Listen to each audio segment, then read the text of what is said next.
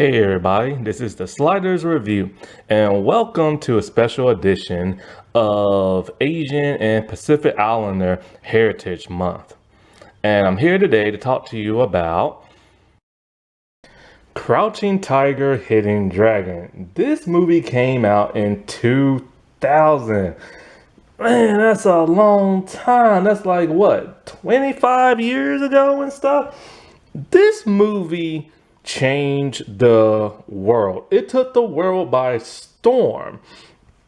This movie is a marvel of like an instant classic and stuff. Pretty much is like this. The Matrix came out 1 year prior, and so it introduced the Western audience to that of Hong Kong wire work and stuff, which is something a lot of Americans and a lot of people from the West, like Canadians and English-speaking people, just never saw before. Because only like people, of course, in Hong Kong knew about that, and hardcore like Westerners that will watch their movies. But for like the broader audience, nobody knew. So that introduced people to that like world. But it was this movie that just really captivated on it to where we really got to see an authentic, like, Chinese movie using that technique. And ever since this movie, everybody was trying to copy it around that time. The Charlie's Angels movies, like, scary movie, there's like a scene where somebody's doing stuff like that, like The Matrix and stuff. Wendy Wu, that Warrior movie for Disney Channel and stuff was like really influenced by this. Pretty much it's just like Jackie Chan said. He said, I think he said like after The Matrix, everybody thought they knew Kung Fu and everything like that, and you see it pop up everywhere. But this movie, after this movie, all you saw was like, Hong Kong hot wire type stuff where they would like fight, fly in the air, do flips, all kinds of stuff. Like everybody was trying to do that in their movies and stuff. Even movies that didn't need it was still trying to utilize that. And it's even to the point now to where even simple stunt work, like a person falling down, would use wire work now and everything to make it look more fluid and like, and effortless and stuff. And it's so crazy. All the knockoff movies try to be like this. Like this movie just literally took the world by storm and everything. And it's quite amazing because there's a lot that people don't know about this movie, especially when it comes to like the Western audience. Because this was the first international foreign movie that like hit that $100 million mark in America and stuff. That's something that's never happened before. And of course, the cast, boy, you recognize the cast now. You might not know who they were before, but now you do. Like, because of this movie. Now, look, I'm going to mispronounce some people's names, all right? Look, I'm an American. I speak English. My tongue don't roll that way. I don't know how to talk Mandarin. My A's are not going to sound like U's. So, like, yeah. So I'm going to be saying some people's names wrong. But, like, Zhang Ziyi,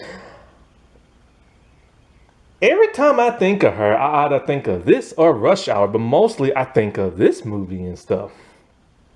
And I've seen her like, in other movies and animated stuff, like when she voiced in that one Ninja Turtle movie, and I've seen her like in the Rush Hour movies, like House of Flying Daggers and a couple of other stuff. And it's just like, whenever I think of her, I mostly think of like this movie. And it's really interesting because it's like she got her start in dancing. She didn't even know martial arts. But when you watch her in this, she looks so good and everything. And that's how a lot of female Asian stars get their start in like kung fu movies. They mostly start from like dancing. That's how Michelle Yeoh started. Michelle Yeoh is not Chinese, she's Malaysian. And so like a lot of them really do get their start in dancing first, and then they move on over to martial arts. And even some of the guys do that as well. I think Jackie might have been a dancer at one point in time, or theater or something like that. And so when it comes to this movie, it had a budget of 17 million, but worldwide made 21, no, not 21, $213.5 million and stuff. And it was directed by that of Ang Lee, which if his name is Ang, the way I'm saying it, shouldn't it be Ong Lee? But I'm just gonna say Ang because I don't really know how to pronounce his name. And so he directed this movie. And one thing I never knew about this movie is that it's actually based on I can't talk today. A series of novels, 5 to be exactly. But this one takes from the 4th novel. And so Wang Dulu, this was based off of his novels, and he wrote these in the 20th century. So this was around, he died in 1977. This was written probably in 1940s or something like that, I believe. And like, it's based on the 4th one, which I believe is Crane Iron.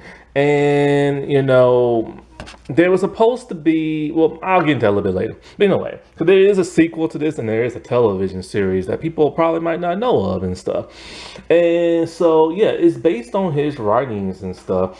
And it's been adapted a couple of times, but not that many, but just like a couple and stuff. And I never knew it was based on a series of novels. I just assumed it was like its own, like, original thing. Like, you know what I'm saying? And so, like, with that, and so Edico Films made this along with that Zoom Hand production in a collaboration with China Film, I think company, and the corporation, and the Asian Film Union Films, and also that of Columbia Pictures International Asia and stuff like that, and Good Machine. So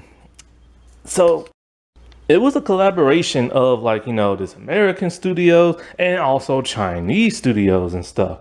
And it was filmed, well, it was not filmed, but it was shown at the Cannes Festival.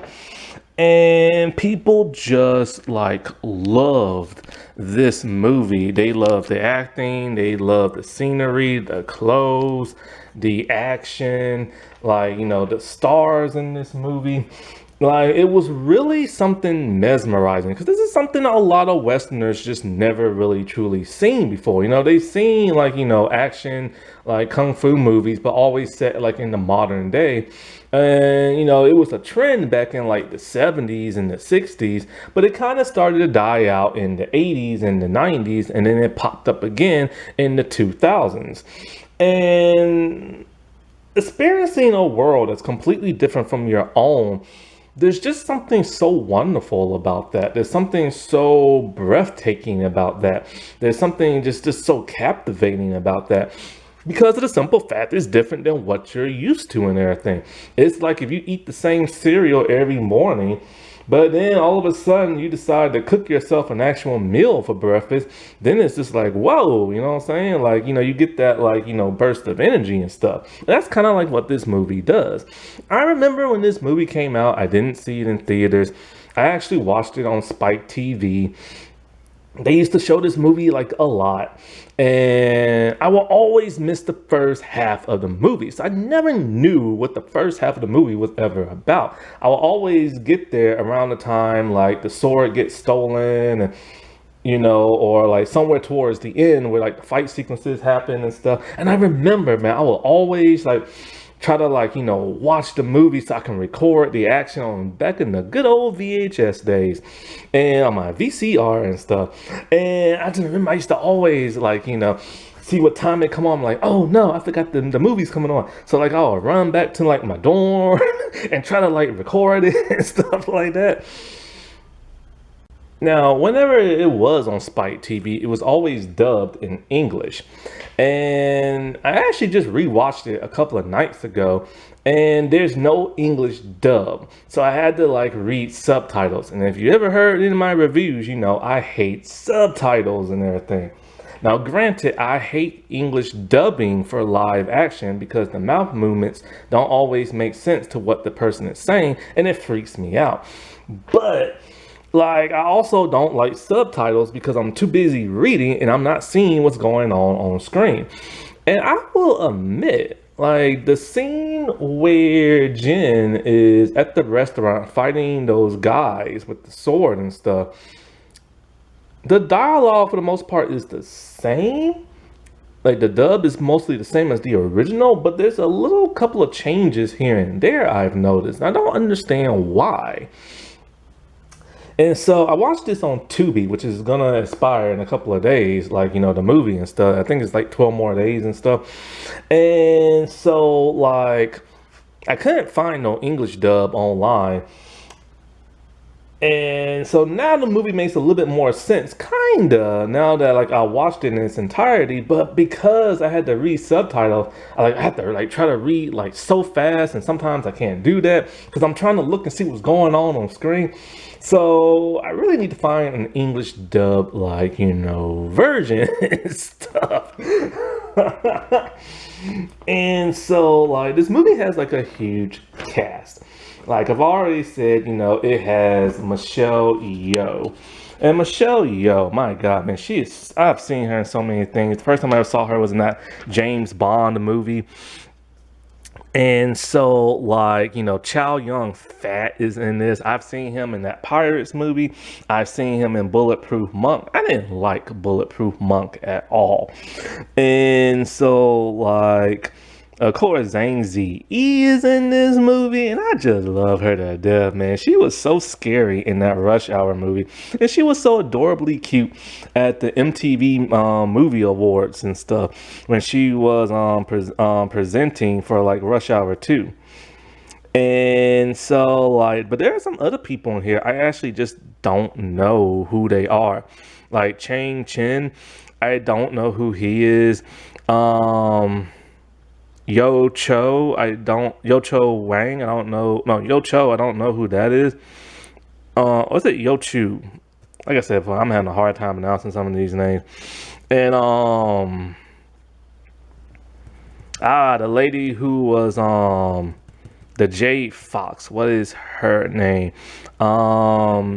Ching Pei-pei? Is that her name? Or Pei-pei or Pei-pei or something like that? Like, I don't know who she is either. And,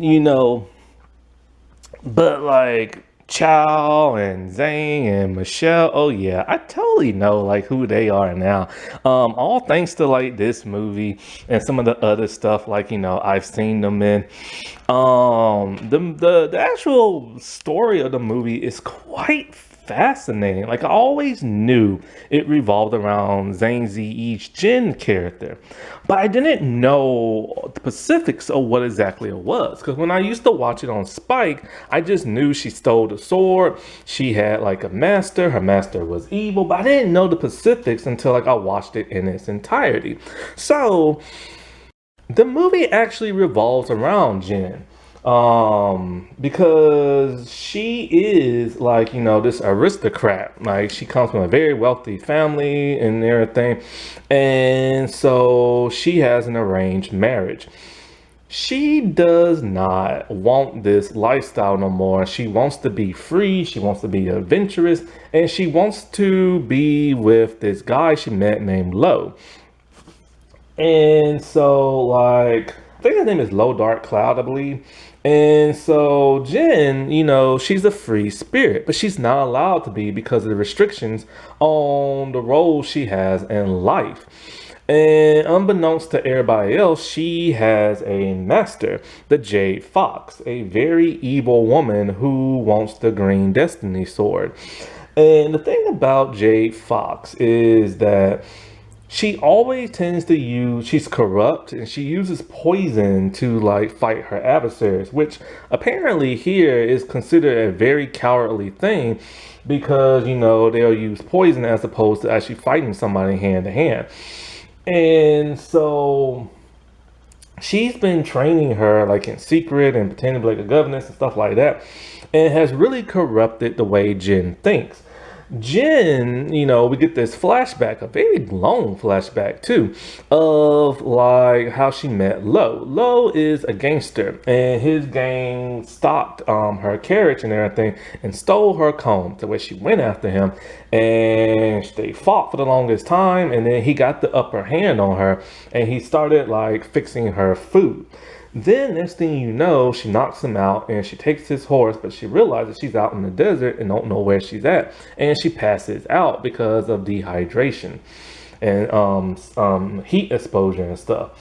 So he finds her and he basically grooms her into liking him because he's very charming and boyish. He basically grooms her into falling in love with him.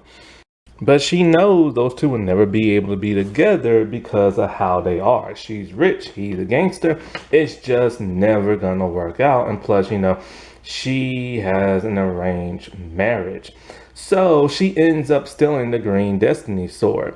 And, she's very proficient in it and wielding the sword. But then when people start to speculate here and there and start to investigate, she gets worried and she places it back to like throw off her scent because she doesn't want, this to like tarnish her family's reputation and this and that. But then she's persuaded once again to steal that of the sword.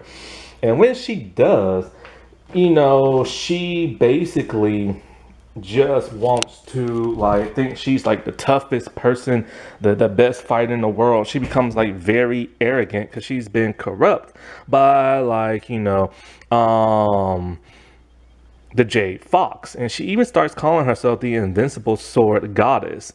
And when she's at that restaurant, this is when you really start to see her arrogance. Like she's dressed like a guy and people assume she's a guy, but she just ends up whooping on all them. It's a really cool sequence when she's like fighting and flying around and like all this other stuff. And then of course, the problem with the Jade Fox lady is that apparently Jin has deciphered this ancient like literature language or something like that. And Jade Fox is kind of like, she has kind of surpassed me and everything, and she's better than me, and she don't like that. So of course she tries to kill her with that of poison.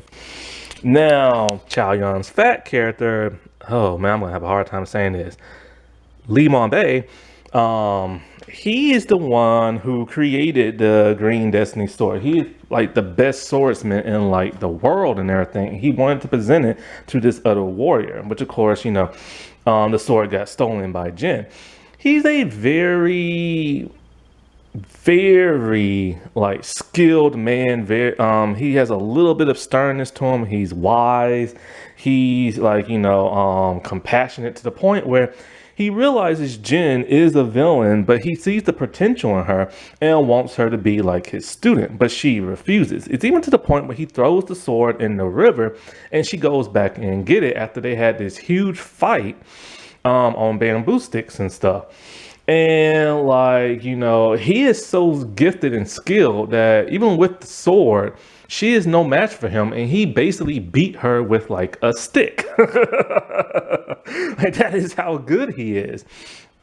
But he came to his demise trying to rescue her and killing Jade Fox, because Jade Fox poisoned some daggers and one actually hit him and he wasn't able to deflect it. This is when Jin sees the error of her ways and she tries to get him the antidote, but he has already died. Now there's another character here, of course, the Michelle Yeoh character. Hui-ling, hello, I hope I said that right. She is friends with that Chow Yun's fat character, and she's the one who's supposed to give the sword to that this other like warrior dude. She befriends Jin to the point to where they're all like, we're so close and like we could be like sisters and this and that. Jade Fox doesn't want nothing to do with this lady and tries to urge Jin to stay away from her. So it's basically you who like in pursuit of like the sword and has to constantly fight Jin, and she is a skilled fighter, but she is the type of person who feels like, look, this is Jin's role in life. she's supposed to be married to this because she's an aristocrat and all this and that. And she tries to like make Jin see that, like, you know, that way and everything, but Jin doesn't want to, because Jin just wants to be her own person and stuff. So those two have a huge climactic fight towards the end with weapons. And it's the best fight scene in the entirety of the movie. And it's just so great how, like, because there's nothing that can compete against this sword. But she's able to use another sword, and basically when her sword gets chopped in half, she uses the mango blade to put near like Jin's neck and everything. I just knocked my camera over. Now, at the end of the movie, Jin has decided, you know, she still loves Lo and everything, but, you know, she does this whole thing when she jumps off the cliff. Because he told her something about some man jumped off a cliff and he wished for something, and I can't really remember what, because I had to read real fast. But basically, she just jumps into like the clouds, and I'm thinking to myself, I hope she didn't kill herself. But then I forgot, oh wait, these people have the ability to like soar and fly and like everything like that. Now, what's interesting is Ang Lee wanted to make a sequel, and in the year, oh man, what year was that? I think it was 2013 or 2016. It had to be 2000, probably 13, probably. Netflix made a sequel called Crouching Tiger, Sword of Destiny, and Zhang Ziyi was asked to reprise her role, so assuming that yes, she survived, but she turned it down because she said she ain't gonna do it if Aang's not directing. Michelle Yeoh returned and Donnie Yen joined the team. The guy who directed it was his first time directing. Some people really don't like this movie. They say it's a lesser version of the first, so it didn't really do that well and everything, and it didn't even like come out in theaters because it came out on streaming. That's basically like direct to DVD. However, what some people don't know is that in 2001, there was a Taiwanese show called Crouching Tiger, Hidden Dragon, and it actually explored the books a whole lot more than that of the movie and stuff. However, there was like, 34 episodes, and they were 60 minutes long. But from what a lot of people from the West say is that the show was low budgeted. The action wasn't impressive. The dialogue wasn't impressive. The production value wasn't impressive. And it really lacked in storytelling and stuff. That's quite a shame, because normally sometimes TV shows can do better than like movies, because they have a way of like, they can expand the lore and talk about things that was left out of, like, you know, movie adaptations and stuff.